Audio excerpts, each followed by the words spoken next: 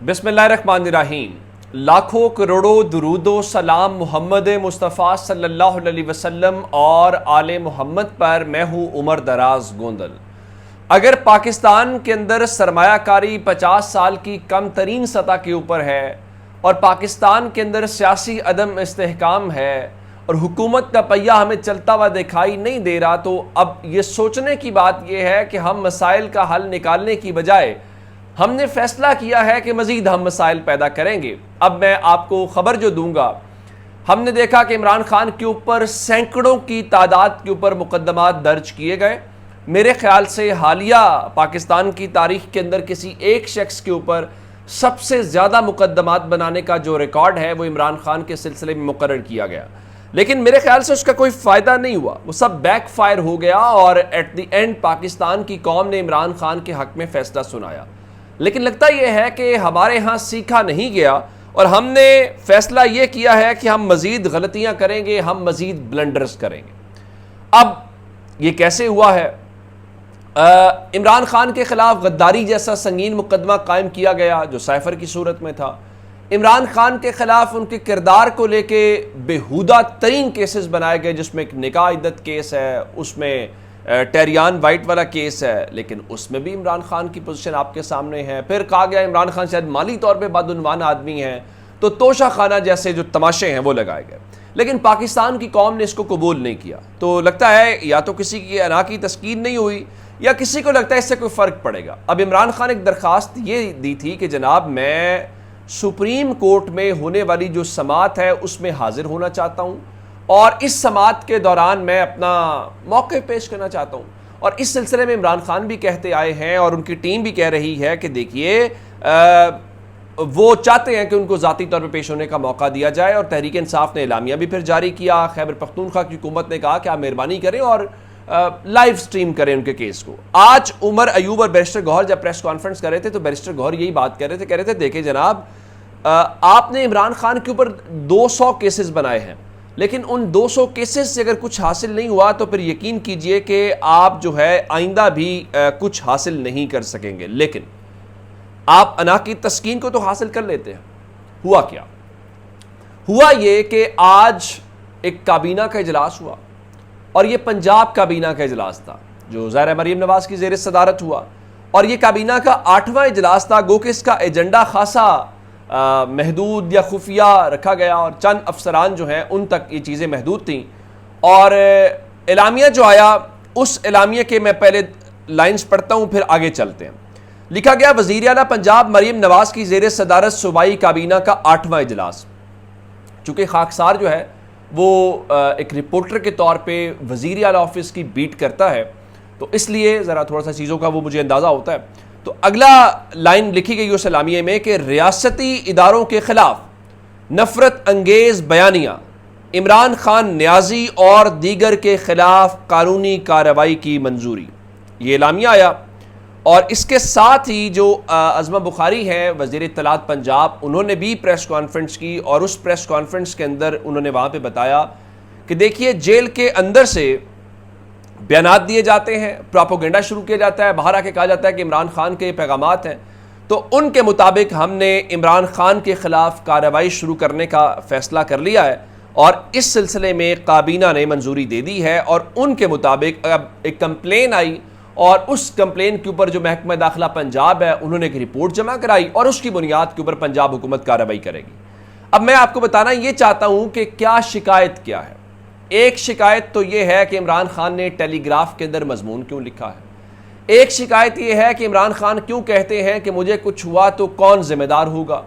तो मैं आपको बता देता हूँ, एक तो जेल से बयान देने, बरतानवी अखबार को मजमून भेजने समेत मजमूई तौर पे इमरान खान के ख़िलाफ़ जो है वो 11 इल्ज़ामात हैं और बताया ये गया है कि इस सारे मामले के अंदर पंजाब हुकूमत खुद मुदई बनेगी और मुदई बन के शिकायत दर्ज करवाई जाएगी और इमरान खान ने जो मुख्तलिफ मवाक़ों के ऊपर गुफ्तगू की है उसको आइनी दरख्वास्त का हिस्सा बनाया जाएगा और उसके बाद पाकिस्तान तहरीक इंसाफ के ऊपर बाकायदा पाबंदी लगाने की इस्तदा भी की जाएगी।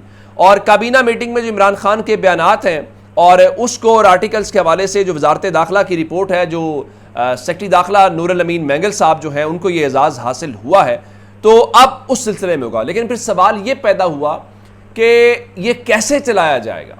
क्या कोई अदालत में जाएंगे, कोई FIR दर्ज करेंगे, FIA काम करेगा? तो लगता है कि वो सारी चीज़ें नहीं चल पाई। FIRs भी हो गई इमरान खान के ऊपर काफ़ी ज़्यादा, FIA भी वाला केस भी हो गया। तो अब ट्राइब्यूनल की सूरत में ये मामला चलाया जाएगा। अगर आपको याद हो, एक हैदराबाद साजिश केस हुआ था, तो ये बिल्कुल हैदराबाद साजिश केस की तर्ज के ऊपर ट्राइब्यूनल के ज़रिए इमरान खान का ट्रायल करने की कोशिश की जाएगी। और अब इनको ये भी याद रखना चाहिए कि जब हैदराबाद साजिश केस वाला मामला हुआ था, ट्राइब्यूनल बना था, जिनके ऊपर इल्ज़ाम लगा था वो तो बरी हो गए थे। उस हुकूमत का अंजाम कोई अच्छा नहीं हुआ था। और मेरे ख्याल से हुकूमतों को यही करना चाहिए। ये आनी जानी चीज़ें होती हैं, बड़े ख्याल से, बड़े फूंक फूंक पे कदम रखने चाहिए।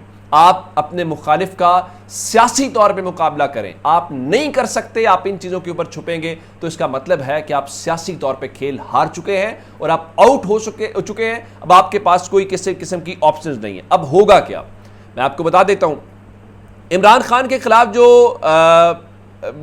क्या कहते हैं कि जिसको CRPC हम कहते हैं, उसकी दफ़ा 196 के तहत कार्रवाई की जाएगी और दफ़ा 196 जो है उसके तहत सूबाई या वफाकी हुकूमत जो है वो किसी भी सरकारी मुलाजिम को रियासत के खिलाफ जराइम के जो मुकदमात हैं वो दर्ज करने का इख्तियार दे सकती है।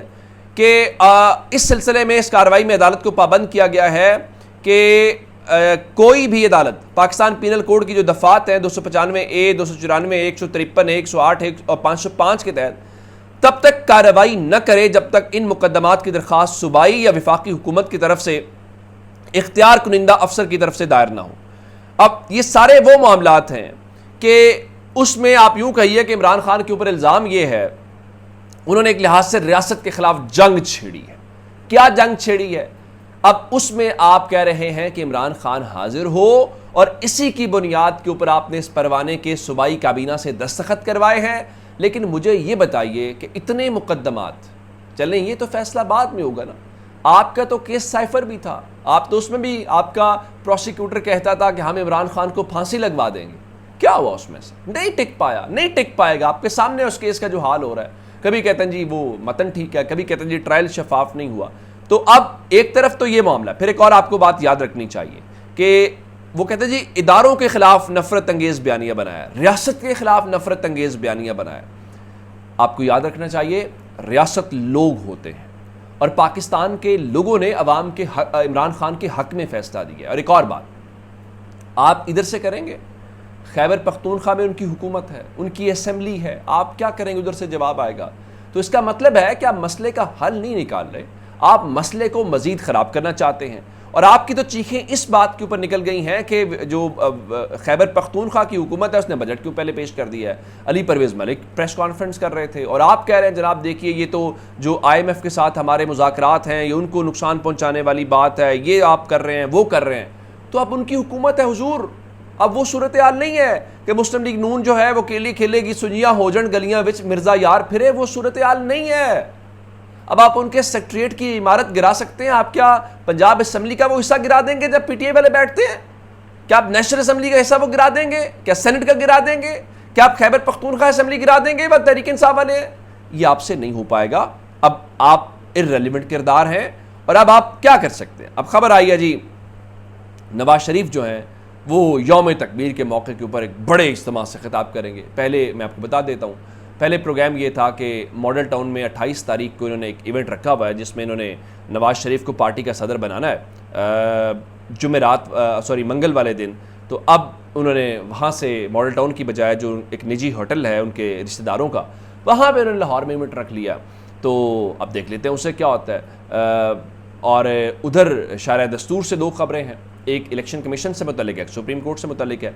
पाकिस्तान तहरीक इंसाफ का इंट्रा पार्टी इलेक्शंस का मामला है, बल्ले के निशान वाला। गो क्या वो इर्रेलेवेंट हो गया। पाकिस्तान के लोगों ने वो फैसला उठा के इलेक्शन कमीशन और जिन्होंने किया उनके फेंगा, ये रद्दी की टोकरी में पड़ा।